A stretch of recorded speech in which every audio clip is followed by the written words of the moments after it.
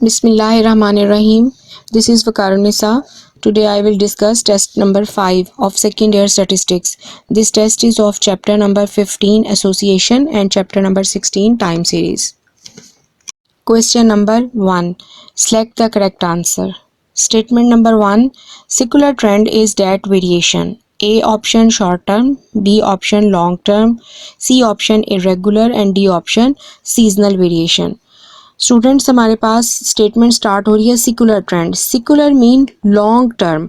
तो जब हम लोग लॉन्ग टर्म ट्रेंड्स को मेजर करेंगे तो वहाँ पे जो भी हमें वेरिएशंस मेजर करेंगे हम लोग वो हमारे पास लॉन्ग टर्म ही होंगी. तो option B is our correct option, that is secular trend is a long term variation. Statement number 2. When the trend is linear, the secular trend is measured by A option moving averages, B option freehand curve, C option semi-average, D option parabola equation.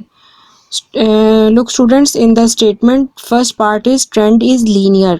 तो जब हमें linear trend given होगा तो parabola equation mean second degree तो हम किसी सूरत में ले ही नहीं सकते. So D option goes wrong. B option free hand curve है. फ्री हैंड कर्व बहुत ज़्यादा रिलायबल हमारे पास मेजरमेंट नहीं है. और जब हम लोग सिकुलर ट्रेंड यानी लॉन्ग टर्म वेरिएशंस को मेजर करेंगे तो हमारे पास जो बेस्ट और सुटेबल मेथड है that is semi average method. तो here our C option goes correct and that is semi-average method. Statement number 3. For least square linear trend, y hat is equals to a plus bx, where b is A option constant, B option variable, C option slope of the line, D option scale. Students linear equation में predicted value Y hat के साथ हमें जो भी variable given होता है वो हमारा इंडिपेंडेंट वेरिएबल होता है और coefficient of independent variable is called slope of the line. So B is the slope of the line and option C is our correct option. Statement number 4. For least square trend line y hat is equals to a plus bx. A option summation y is less than summation y hat. B option summation y hat is equals to 0. C option summation y is equals to summation y hat. D option summation e. अब students जब हम लोग predicted value of y mean y hat find out कर लेते हैं तो उसका summation ले लें आप लोग और y जो आपके पास एक्चुअल डाटा गिवन है वहाँ से हम लोग y का समेशन ले लें तो समेशन ऑफ प्रिडिक्टेड वैल्यूज़ और summation of actual values is always equal. So option C is our correct option. Summation y is equals to summation y hat. Statement number 5. The graph of time series is called A option histogram, B option polygon, C option straight line, D option histogram. Students आप पढ़ चुके हैं page 241 पे complete detail के साथ आपको दिया गया है कि टाइम सीरीज़ के लिए जो सुटेबल ग्राफ है वो हमारे पास हिस्टोरीग्राम है. तो डी ऑप्शन हमारे पास करेक्ट ऑप्शन होगा. The graph of time series is called historigram. Historigram जब हम लोग प्लॉट करते हैं तो आप लोग एक्स एक्सिस पे वहाँ टाइम पीरियड लेंगे और वाई एक्सिस पे corresponding data. Statement number 6. For least square linear trend the summation y minus y hat whole square is equals to option A summation E, option B summation E square, option C summation y bar, option D summation y. Again students यहाँ पे हमारे पास y observe या actual value है, y hat हमारे पास predicted value है. y hat हम लोग फाइंड आउट करते हैं, हम लोग लाइन में स्लोप और इंटरसेप्ट फाइंड आउट करने के बाद x की वैल्यूज़ पुट करते जाते हैं और प्रीडिक्टेड वैल्यू ऑफ y हम लोग कैलकुलेट करते जाएंगे. जब हम एक्चुअल वैल्यू में से प्रीडिक्टेड वैल्यू माइनस करेंगे तो हमारे पास एरर टर्म आ जाएगी, रेजिडुअल टर्म आ जाएगी. और हम लोग पहले इसके बारे में पढ़ चुके हैं कि एरर टर्म को हम लोग स्मॉल ई से डिनोट करते हैं. अगर हम y माइनस वाई हैट की जगह ई पुट कर दें तो आंसर हो जाएगा summation E square. It means option B हमारी करेक्ट ऑप्शन बनती है कि for least square linear trend the summation y minus Y hat whole square is equals to summation E square. Statement number 7. The continually increasing demand for smaller automobile is option A seasonal trend, option B secular trend, option C cyclical trend and option D irregular trend. Students, जैसा आप जानते हैं कि seasonal trend में हम लोग सिर्फ season की वजह से जो हमारे पास फ्लक्चुएशंस या वेरिएशंस आती हैं हम उन्हें स्टडी करते हैं। सिक्लिकल ट्रेंड में हम लोग बिजनेस में अप्स एंड डाउन्स को स्टडी करेंगे। इरेगुलर ट्रेंड हमारे पास अनसर्टेन फ्लक्चुएशंस होंगी इरेगुलर ट्रेंड में। लेकिन जब हमारे पास कंटिन्यूली इंक्रीज आएगा इन डिमांड तो ऑब्वियसली वो हमारे पास सिकुलर ट्रेंड बनेगा कि ग्रेजुअली आपके पास वहाँ पे इंक्रीज आ रहा है। So the B option is our correct option and answer is the continuously increasing demand for smaller automobile is secular trend. Option 8, statement number 8, which trend have boom and dispersion? Option A seasonal trend, option B long term trend, option C cyclical trend, option D irregular trend।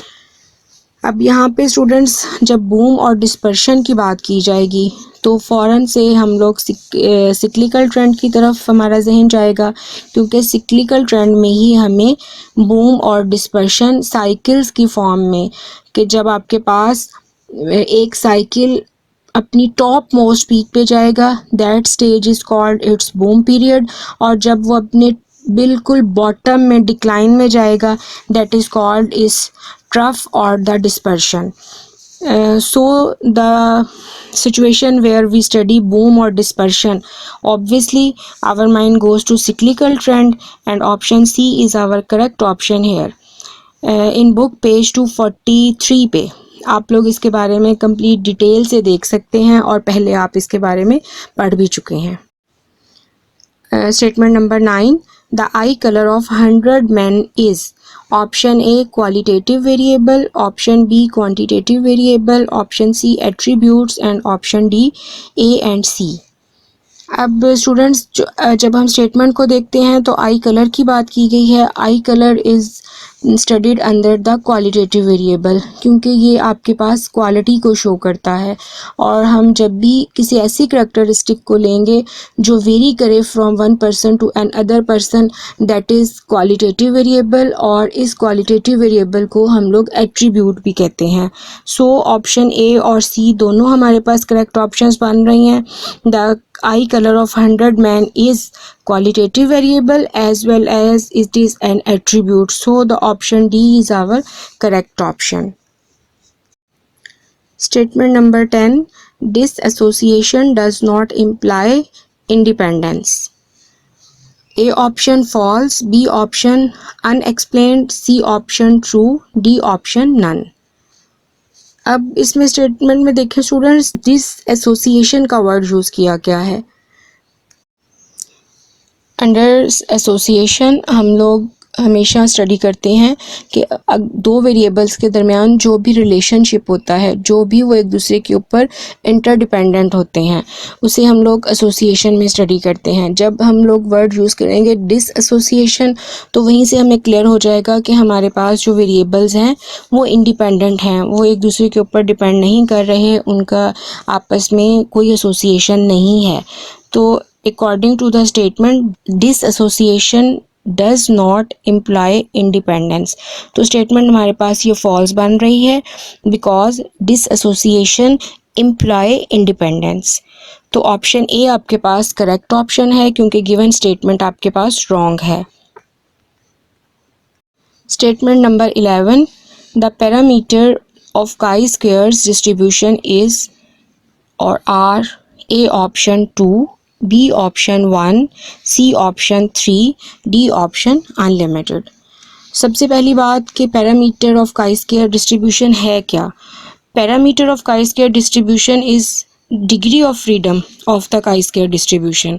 Degree of freedom of chi square distribution हमारे पास C-1 into R-1, where C number of columns, R number of rows. तो हम लोग यहाँ पे specific नहीं करते कि कितनी रोज़ होंगी और कितने कॉलम्स होंगे, हम लोग अनलिमिटेड रोज़ और कॉलम्स भी ले सकते हैं। 1, 2 या 3 हम लोग इसमें फ़िक्स नहीं करेंगे, अनलिमिटेड नंबर ऑफ रोज़ और कॉलम्स हम लोग ले सकते हैं। So option D is our correct option. that is the parameter of chi-square distribution is unlimited. Question number 2, short questions. Short question में क्वेश्चन नंबर आप 5 देखें. What is the analysis of time series. Answer, analysis of time series हमारे पास क्या होता है, decomposition of time series factors. Time series में हमारे पास जो टाइम कंपोनेंट्स हैं उनको हम लोग जब डीकम्पोज कर देंगे, हम उनको सेपरेटली मेजर करेंगे. हमारे पास 4 कंपोनेंट ऑफ टाइम सीरीज आप लोग पढ़ चुके हैं. सिकुलर कंपोनेंट होता है हमारे पास, सीजनल कंपोनेंट होता है, इरेगुलर कंपोनेंट और सिक्लिकल कंपोनेंट. जब हम इन चारों कंपोनेंट्स को सेपरेटली स्टडी कर सकेंगे, डीकम्पोज कर देंगे हम इनको, तो हमें जो वैल्यूज़ मिलेंगी वो आपके पास एनालिसिस ऑफ टाइम सीरीज होगा. एनालिसिस ऑफ टाइम सीरीज के लिए हम लोग 2 टाइप्स ऑफ मॉडल यूज़ करते हैं. One is multiplicative model and other is additive model. Multiplicative model में हम इन चारों कंपोनेंट्स को मल्टीप्लाई कर देते हैं और एडिटिव मॉडल में हम इन चारों कंपोनेंट्स को प्लस कर देते हैं. अब हमारे पास इसकी प्रॉपर डेफिनेशन आप देख लें. The analysis of time series is a decomposition of a time series into its different components for their separate study. While performing the analysis of components of a time series are assumed to follow either multiplicative or the additive model. और इसमें students आपके पास जो multiplicative model है उसे आपके पास best कहा जाता है और द स्टैंडर्ड मॉडल कहा जाता है. शॉर्ट क्वेश्चन नंबर 7 है जी आपके पास. राइट डाउन 4 एग्जाम्पल्स और इरेगुलर मूवमेंट्स. सबसे पहले आप लोग ये देखें कि इरेगुलर मूवमेंट्स कौन सी मूवमेंट्स होती हैं. इरेगुलर मूवमेंट्स हमारे पास अनसर्टेन और अनप्रिडिक्टेबल चेंजेस होती हैं. ऐसी चेंजेस जिसका हम लोग बिफोर टाइम सोचते भी नहीं हैं. उसके बारे में कोई प्लानिंग करके रखना या उसके बारे में पहले से जानना हमारे लिए कतई पॉसिबल नहीं होता. एग्जाम्पल्स इसकी आपके पास बड़ी कॉमन सी एग्जाम्पल्स फ्लड है, अर्थक्वेक है, वॉर है, कहीं आग लग जाती है, स्ट्राइक्स आ जाती हैं. जैसे आजकल भी आपके पास कोविड-19 की वजह से कंप्लीट लॉकडाउन चल रहा है. तो जो इस तरह की नागहानी आफात होती हैं जिनके बारे में हम अब बिल्कुल भी प्लानिंग नहीं करते या हम बिफोर टाइम सोचते भी नहीं हैं उनके बारे में, जो इस किस्म की फ्लक्चुएशंस और अनसर्टेनिटी लाइफ में आ जाए तो हमारे पास जो टाइम सीरीज़ पे इफ़ेक्ट आएगा और हम उसके जिस कंपोनेंट को स्टडी करेंगे दैट इज़ इरेगुलर मूवमेंट. अब आप इसकी एग्जांपल्स देख लें. Examples of irregular movements. First example, a fire in a factory delaying production for 3 weeks. कि अगर किसी फैक्ट्री में आग लग जाती है तो वहाँ पे 3 वीक्स के लिए प्रोडक्शन डिले हो जाती है. जाहिर है कि आग लग गई, उसकी वजह से जो लॉस होगा, जो वहाँ पे ख़राबी आएगी, उसको रिपेयर करने और दोबारा से प्रोडक्शन को बहाल करने में जो 3 वीक्स का डिले आ जाएगा, that is irregular movement or irregular trend of this factory. A second example, increase in price of wheat due to flood. कि आपके पास फ्लड की वजह से वीट के प्राइस इंक्रीज़ कर गए. कैसे इंक्रीज़ कर गए कि आपकी वीट की जो क्रॉप है वो बिल्कुल प्रिपेयर थी फॉर हार्वेस्टिंग, फ्लड आ गया, सारी आपके पास वहाँ पे क्रॉप जो है वो ज़ाहिर है कि उसमें डैमेज हो गई. जब क्रॉप आपकी फ्लड की वजह से डैमेज होगी तो उसमें वीट का शॉर्टफॉल आ जाएगा जिसकी वजह से आपके पास प्राइसेस इंक्रीज़ कर जाएंगे.